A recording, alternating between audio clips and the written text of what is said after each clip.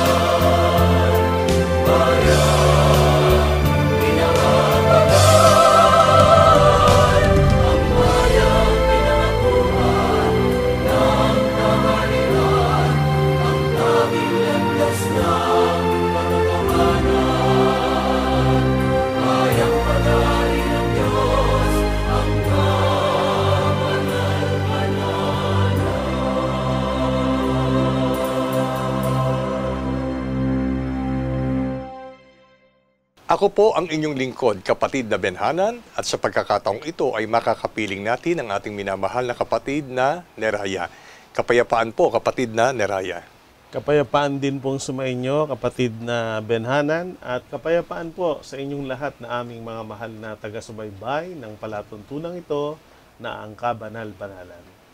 Ang paksa po na tatalakayin natin sa araw na ito ay mayroon pong kaugnayan sa mga napakinggan nating mga pagtuturo, lalo na po yung huling paksa na atin pong napakinggan, na ito'y may pamagat na ang kahalagahan ng pagsasanay sa kabanalan. Mula doon ay ipinaunawa sa atin na tayo bilang mga tao ay mayroon pong tiyak at hindi maiiwasang responsibilidad at pananagutan sa Panginoon Diyos pagdating po sa pagdilingkod sa Kanya. At ang mga pagdilingkod na ito, bahagi nito ay ang ating araw-araw na pamumuhay na dapat ay nakaugnay at nagbubunga ito ng kabanalan para sa ating kaluluwa. At hindi po ito madaling gawin, mga giliw naming mga taga-subaybay. Kaya ngayon ay ipauunawa naman sa atin, ano ba ang dapat na maging kalooban at damdamin ng tao upang ang kanyang gagawing pagdilingkod sa Diyos, ang kanyang kabanalan ay magiging katanggap-tanggap sa Panginoon. At paano niya itataguyod ang kabanalan o ang pagbabanal sa araw-araw niyang pamumuhay?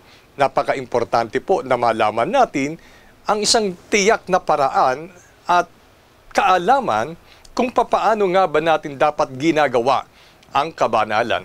At yan po ay sama-sama nating tatalakayin para po sa araw na ito. Ang paksa ay mayroong ganitong pamagat. Ang kabanalan na may kasiyahan o contentment ay malaking kapakinabangan. Kung bakit yan po ay ating sama-samang pag-aaralan. Pasimulan po natin ang pagtuturo o ang pag-aaral. Kapatid na Neraya, itinuturo po ba ng Biblia na dapat nakalakip ng kabanalan ang kasiyahan o kakontentuhan o contentment? Opo, kapatid na Benhanan at mga mahal naming taga-subaybay. Isa po sa mahalagang aral at itinuturo ng kasulatan ang tungkol sa kabanalan na dapat ay kalakip ang kakontentuhan o kasiyahan. At ang Apostol Pablo po ang isa sa kinasangkapan upang ito po ay ituro. Gaya ng ating mababasa sa kanyang sulat sa unang Timoteo, Kapitulo 6, versikulo 6. Basahin po muna natin sa wikang Tagalog at yung pagkakaliwat sa wikang Ingles. Pakibasa po, kapatid na Benhanan. Ito po ang sabi, dadapwat ang kabanalan na may kasiyahan ay malaking kapakinabangan. Yan po ay sa wikang Tagalog. At sa wikang Ingles, American Standard Version, but godliness with contentment is great gain. Maliwanag po ang batayang talata na ito. Ayon sa ating narinig, ang kabanalan na may kasiyahan ay malaking kapakinabangan. At sa wikang English nga, gaya ng ating narinig, godliness with contentment is great gain. So dito po ay maliwanag na pinatutunayan ng banal na kasulatan na mismong si Apostol Pablo ang nagturo at nangaral nito, na kailangan nating maunawaan ang tungkol sa kabanalan, na ito po ay may malaking kapakinabangan. Kung ito'y gagawin natin, nakalakip ang contentment o kasiyahan. Ibig sabihin, kapatid na Neraya, ang isang kahingian para ang isang tao ay maging kapaki-pakinabang para sa kanya ang gagawin niyang kabanalan, ito'y nakadepende sa kung ano ang kalooban niya, kung bakit niya gagawin ang kabanalan. Opo. Kaya hindi po basta tayo gagawa ng kabanalan, ayos na.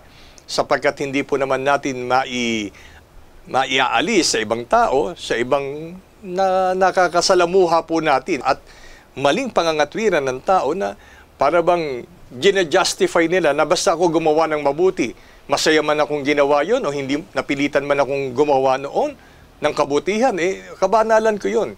Pero hindi po yun ang sinasabi ng Biblia. Dapat po, kung tayo'y gagawa ng kabanalan, dapat mayroon tayong kasiyahan o kakontentuhan sa ating mga kalooban.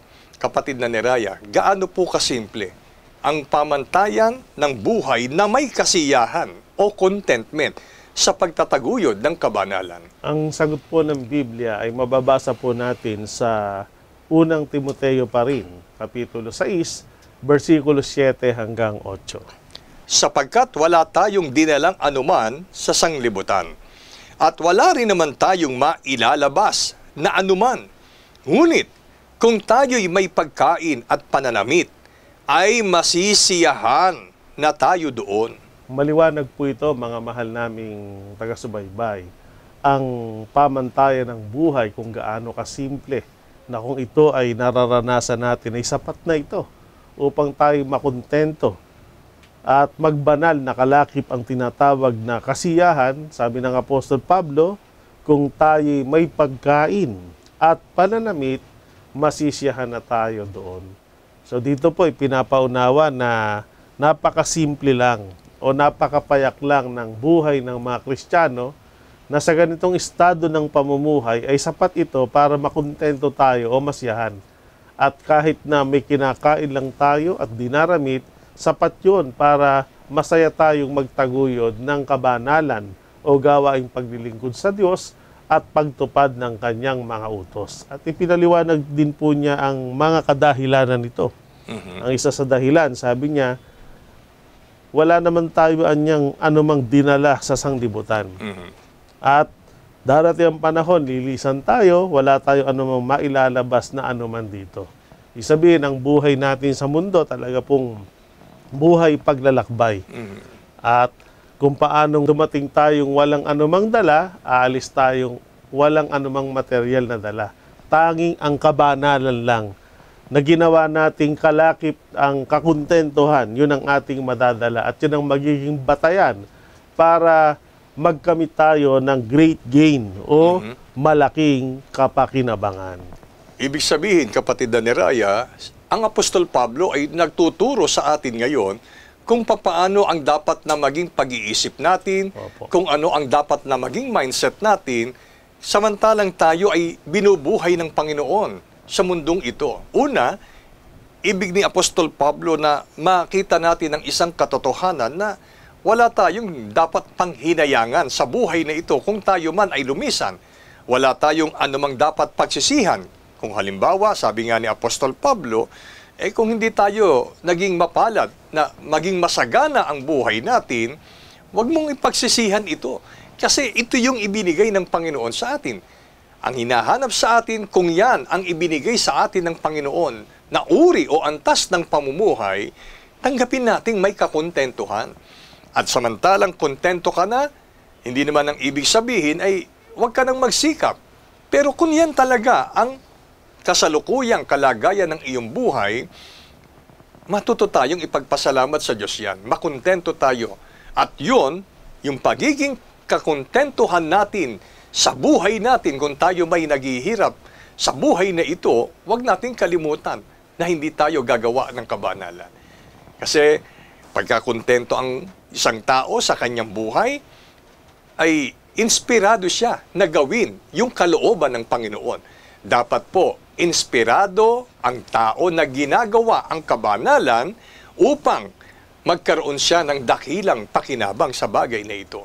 Ngayon, mga giliw naming mga taga-subaybay, maaari bang idahilan ng tao ang kanyang kalagayang mahirap o dukha upang sabihin niyang, mahirap lang ako, kaya hindi ko na muna pag-uukulan ng pansin ng pagbabanal, kapatid na ni Raya. O kaya naman, pas muna ako dyan. Kasi marami akong ginagawa pa, nagsisikap pa ako sa buhay na ito para yumaman. Kasi nasa mahirap na kalagayan lang kami. Yun po ba ay dapat maging dahilan ng tao para hindi magawa yung pagbabanal? Bagamat naidadahilan po yan, kapatid na Benhana, ng nakararaming ang kalagayan sa buhay ay dukha o mahirap. Ngunit kung irerespeto natin at susundin ang aral at turo na mula sa banal na kasulatan, sa halip na maging kahadlangan ng pagiging mahirap o dukha, magsilbing hamon ito para lalo nating patunayan sa Diyos na iginagalang natin siya at handa tayong magbanal sa pamamagitan ng pagsunod sa kanyang kalooban. Gaya ng itinuro po ng Apostol Santiago sa Kapitulo 2, versikulo 5. Pakibasa niyo po, kapatid na Benhanan. Dinggin ninyo, mga minamahal kong kapatid, hindi baga pinili ng Diyos ang mga dukha sa sanglibutang ito upang maging mayayaman sa pananampalataya at mga tagapagmana ng kahariang ipinangako niya sa mga nagsisiibig sa Kanya. Maliwanag po ito, mga mahal naming taga-subaybay. Gaya ng ating narinig, sa halip na idahilan natin yung ating kalagayang dukha o mahirap, ay dapat nating maunawaan ang aral turo mula sa Biblia. Ano ang sabi? Dinggin ninyo, mga minamahal kong kapatid, huwag nating kalilimutan na hindi bagaan niya pinili ng Diyos ang mga dukha sa sanglibutang ito?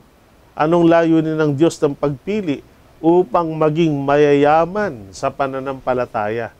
So sa pamamagitan po ng kayamanan ng pananampalataya, ay nahayag ito sa pamamagitan ng patuloy niyang paggawa ng kabanalan o pawang kabutihan. At kung magawa ito, sa kabila ng pagiging dukha, ay yumaman tayo sa pananampalataya at pinatutunayan ng ating yaman ng pananampalataya sa pamamagitan ng maraming gawang kabanalan, ang malaking pakinabang tayo anya'y magiging tagapagmana ng kahariang ipinangako niya, manatili lamang tayong nagsisiibig sa Kanya. Opo, merong kaharian na inihanda at ipinangako ang Diyos. Ang kaharian ng langit na doon ay mayroong taglay na pamumuhay na walang kasing ganda, sapagkat ang buhay doon ay buhay na walang hanggan. At makakamit ng tao yon kung mapabilang siya sa pagiging tagapagmana.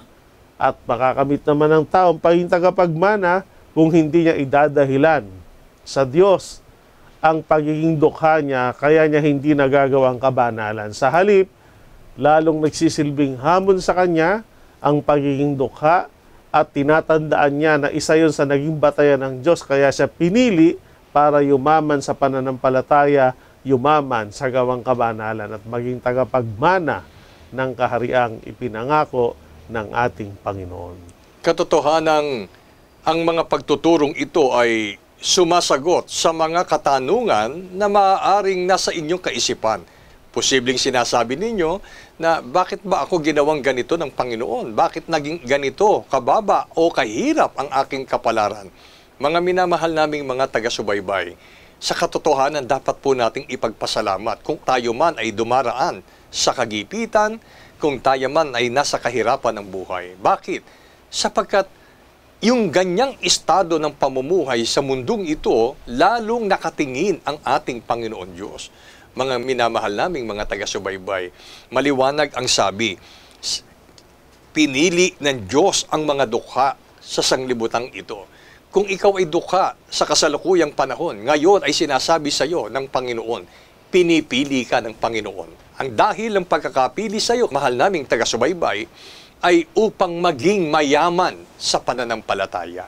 Kaya napakaganda ng kalooban ng Diyos. Huwag tayong gumaya o kung meron man tayong kaisipan at katwiran na gaya ng iba na sinasabing, kinalimutan na ako ng Diyos eh. Hindi na ako binibigyan ng kaginhawahan. Kaya marapat lang na kalimutan ko rin siya. Tsaka ko na lang siya babalikan pagka mayaman na ako. Mali po.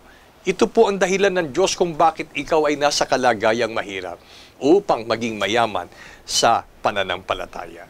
Ngayon, kapatid na Neraya, sa ibang banda, alam natin, hindi naman lahat ng tao mahihirap eh.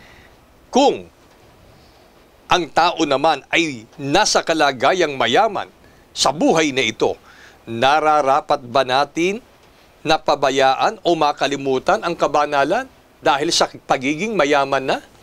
Kung ang pagiging mahirap ay hindi dapat idahilan para hindi makagawa ng kabanalan, dapat pa nga ang pagiging maunlad sa buhay o pagiging mayaman ay maging malaking tulong para hindi niya makalimutan, kundi maging gamit yon para lalo siyang magbanal. Katulad po ng isang mahalagang paalala ng Diyos sa pamamagitan ng kanyang propeta, si Propeta Moises sa unang bayang Israel.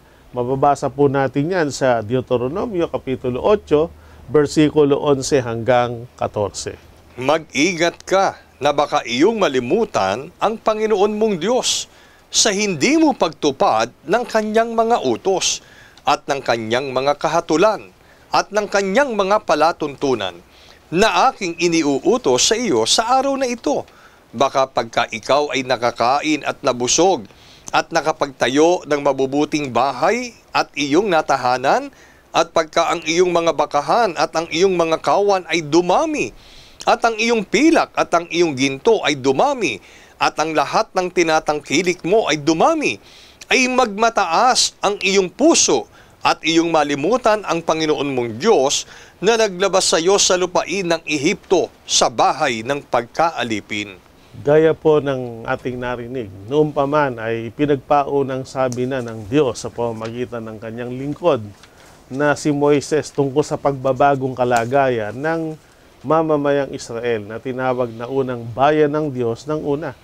Mula sa kalagayang slave o mga alipin sa Ehipto, alam natin ang kasaysayan na sila ay sa pamamagitan ng kamay ni Moises na kinasangkapan ng Diyos ay pinalaya sa pagkaalipin. At mula doon sa lugar o sa Egypt na dako ng pagkaalipin, dinala sila sa lupain ng Kanaan na doon yung tinatawag na Promised Land, na doon ay malaya silang makapagtatrabaho at uunlad ang kanilang pamumuhay. Pero sa pagtungo nila doon ay nagpaunang sabi na ang Panginoon sa kanila na kapag niya kayo nandun na at kayo ay umunlad ng pamumuhay katulad nung makapagtayo kayo ng mga bahay na matitiraan, yung mga hayop na inyong inaalagaan ay dumami, yung ginto, pilak ay makaipon kayo nito. Ibig sabihin, ay umasenso sila sa buhay, umaman sila, ay sinabihan silang mag-ingat na baka malimutan nila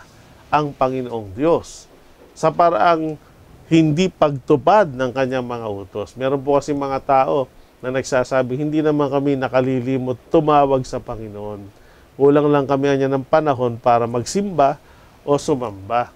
Pero sa puso at isip namin anya, hindi kami nakakalimot. Pero sabi ng Biblia, kahit nasa isip o sinasabi mong nasa puso mo ang Panginoon at ang kanyang mga utos, pero kapag hindi mo tinutupad ang kanyang mga utos, pag hindi ka nagbabanal, katumbas yun ng pagkakasalang nililimot mo ang Panginoon.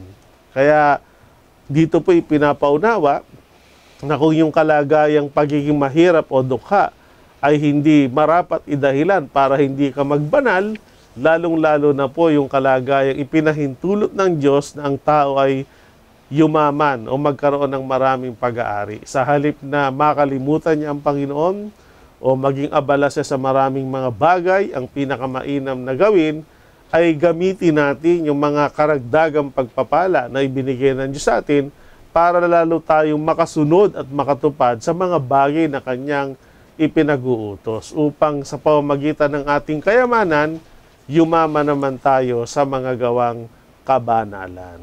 Gusto ko pong i-quote at idiin yung talata, kapatid na Neraya, na itong talatang ito ay angkop sa lahat ng mga tao. Dahil mayaman ka man, mahirap ka man, may katwiran ang tao na dahil sa kanilang pagiging abala sa maraming bagay sa buhay na ito, ay sinasabi nilang, hindi naman ako nakalilimot sa Panginoon eh. Nananalangin naman ako eh, gumagawa naman ako eh, ng para sa Panginoon. Alam niyo po, gaya ng sinabi ng kapatid na ni Raya, nalilimot natin ang Panginoon. Kahit siya ay nasa isip natin, kahit pa sabihing nasa puso mo at nasa kalooban mo ang Panginoon, nalilimot mo siya kapag hindi po natin ginaganap ang kanyang mga utos. Ngayon, mga giliw naming mga taga-subaybay, papaano po magkakaroon ng kabanalan ang mga taong nasa kalagayan ng pagiging mayaman? Ang payo po ni Apostol Pablo ay nasulat sa 1 Timoteo, Kapitulo 6, versikulo 17 hanggang 19. Ang mayayaman sa sanglibutang ito ay pagbilinan mo, na huwag magsipagmataas ng pag-iisip at huwag umasa sa mga kayamanang di nananatili, kundi sa Diyos na siyang nagbibigay sa ating sagana ng lahat ng mga bagay upang ating ikagalak, na sila'y magsigawa ng mabuti, na sila'y magsiyaman sa mabuting gawa, na sila'y maging handa sa pamimigay, maibigin sa pamamahagi, na mangagtipon sa kanilang sarili ng isang mabuting kinasasaligan para sa panahong darating, upang sila'y makapanangan sa buhay na tunay na buhay. Maliwanag po ang pagpapayong ito ng Apostol Pablo na kanyang isinulat at itinuro sa kanyang kamanggagawang si Timoteo. At ang kamanggagawa niya namang si Timoteo, ang bilin ito ang ituro at sabihin doon sa mga taong ang kalagayan sa buhay ay mayayaman. At ang unang turo ay pagbili ng huwag magmataas ng pag-iisip. Minsan po kasi natutokso ang tao mula sa kalagayang mahirap pagka yumaman, kasama ng pagyaman, tumataas yung hindi lang antas ng pamumuhay, pati yung pag-iisip, natututo ang taong magmayabang. Pero yun po ay hindi nararapat. At sa halip, sila niya huwag umasa sa mga kayamanang di nananatili. Halos lahat po ng mga material na bagay sa mundo, kasama dyan ang mga kayamanan, ay pansamantala lang natin yang tinatangkilik o hinahawakan, ipinamamanage o ipinagkakatiwala ng Diyos sa atin. Darating ang panahon, sa gusto natin, bibitawan natin yan o lilisanin natin yan. Sa halip, ang atin anyang pag-asa ay mamalaging sa Diyos na nagbibigay ng sagana para tayo maging masaya o siyang ating ikagalak. At sa pagtataglay natin ng kayamanan, 4 na bagay ang dapat nating gawin para maging tulong yan sa pag-iipon ng mga kabanalang gusto ng Diyos na ihandog natin sa Kanya. Ang sabi sa talata, yung kayamanan mo, gamitin mo yan sa paggawa ng mabuti. Huwag nating gagayahin yung ibang mga tao, nagiging kasangkapan yung kanilang maraming salapi para gumawa ng masama. Ang una-unang dahilan ng Diyos, kaya Kanya pinayaman, yung kayamanan mo ay magamit mo sa pagpapakabuti. Pangalawa, magsiyaman anya sa mabuting gawa. So, dahil mayaman ka, inaasahan din ng Diyos sa'yo, yayaman ka rin sa mabuting gawa. At ikatlo, maging handa ka sa pamimigay. Huwag yung nagiging lalong tikom ang palad ng tao na sana'y maisip ng tao. Kaya ka nga pinayaman ng Diyos, pinagpala ka para i-share ang iyong blessing. Maging handa ang iyong kaloobang mamahagi at tumulong sa nangangailangan. At ang ika-4, maging maibigin ka niya sa pamamahagi. At kung magawa natin to, na tayo ay minamanage nating mabuti yung kayamanang bigay ng Diyos sa atin, ginagamit natin yan para makagawa ng mabuti dahil sa mga tinatangkilik natin na kayamanan ay yumaman tayo sa iba't ibang uri ng mabubuting gawa sa Diyos, sa kapwa, sa ating mga kamag-anak, at tayo'y handa sa pamimigay, hindi tayo madamot, at mas pinipili nating maging maibigin tayo sa pamamahagi o sa pagtulong, sa pagsishare, lalo na sa mga taong nangangailangan. Ang malaking pakinabang ng kabanalan na may kalakip, nakakontentuhan sa kabila ng iyong pagiging mayaman, makakapanangan ka niya sa tunay na buhay. At ang tunay na buhay, yan yung buhay na walang hanggan. Meron nga po akong narinig na kasabihan, o anya, hindi ang kayamanan ang magiging dahilan para mapunta ka sa langit. Pero pwede mong magamit ang kayamanan mo para ariing kang karapat-dapat sa langit. Kung yun po ay ating gagamitin, sa halip na sa kasamaan, ay gagamitin natin sa gawang kabanalan, sa pagtupad ng mga utos ng Diyos, sa paglilingkod sa ating Panginoong Diyos. Kaya yan po, mga giliw naming mga taga-subaybay, kung ang pagyaman sa buhay na ito ay mayroon pong paunang paalaala ang Panginoon, ganun din sa lahat ng tao. Ano man ang kalagayan natin sa buhay na ito, maging tiyak po tayo sa paggamit at kung saan natin gagamitin ang atin pong mga tangkilik. At ngayon, maliwanag na maliwanag sa atin, wag nawa na maging ugat ng inyong pagiging sa paggawa ninyo ng kasamaan ang kayamanang kaloob sa inyo ng Panginoon. Sabi nga ng kapatid na ni Raya, maging kasangkapan ito para yumaman tayo sa paggawa ng mabuti. Yan nga kapatid na ni Raya, money is a good servant but a bad master. Huwag nating papanginoonin ang salapi. Ano man ang kalagayan mo sa buhay, nananatili, iisa lang ang Panginoon na dapat po nating sundin, pagpasakupan at paglingkuran. Yan po'y walang iba kundi ang ating Panginoong Kristo Jesus.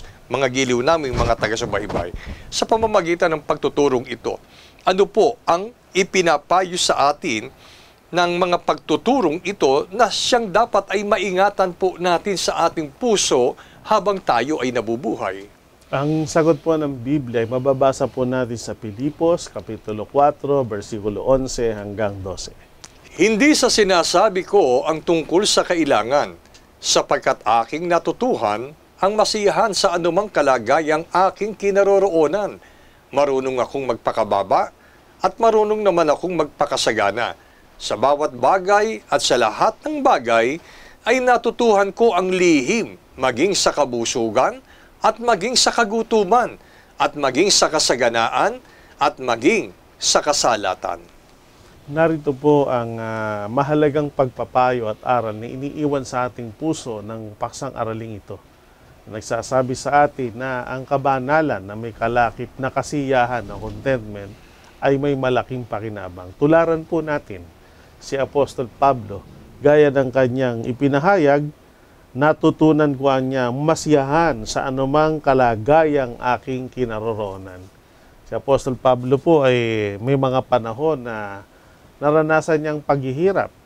Pero sa kabila ng iba't ibang sitwasyon ng kahirapang pinagdaraanan ay hindi naging dahilan yon para hindi siya makapagbanal sa pamamagitan ng pagtupad kung ano yung iniuutos ng Diyos na gampaning dapat niyang isakatuparan. Ganon din po yung panahong dumanas siya ng kasaganaan. Sabi niya, ako'y busog at totoong sumasagana. Sa kabila ng kabusugan at kasaganaan, ay hindi siya nakalimot, kundi ang kasaganaang taglay niya ay lalo pang nakatulong sa kanya para lalo siyang makatupad ng kanyang ministeryo bilang apostol. So ang punto po, anuman ang maging kalagayan natin sa buhay, tayo man po ay nasa paghihirap, yun po ay pinahintulot ng Panginoon, hindi para hadlangan tayo, kundi yun ay nagsisilbing challenge sa atin para lalo nating patunayan sa Diyos ang pag-ibig natin sa Kanya sa pamamagitan ng pagtupad ng kung ano ang mga bagay na Kanyang ipinag-uutos. At kung makasumpong naman tayo ng biyaya sa paningin ng Diyos at tayo pinagpala kahit sa mga material na bagay, lalo tayo may dahilan para pasalamatan at paglingkuran ng Panginoon at gamitin natin ang taglay nating kasaganaan o kayamanan para makapaglingkod sa Kanya, para makatupad ng Kanyang utos, makatulong sa kapwa, makagawa tayo ng iba't ibang uri ng kabanalang nakapagpapalugod sa paningin ng Panginoon. Kaya minsan iniiwan sa atin ay matutunan nating masiyahan sa anumang kalagayang ating kinaroroonan na nagpapatuloy sa mga gawang kabanalan. Mga giliw naming mga taga-subaybay, ngayon ay naging malinaw sa ating kalooban, sa ating pag-iisip.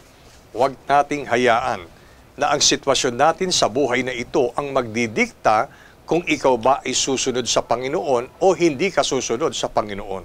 Dapat po ay maging handa ang ating kalooban. Natanggapin natin kung ano ang pasya ng Panginoon sa kung anong antas ng pamumuhay ang ibibigay niya po sa atin.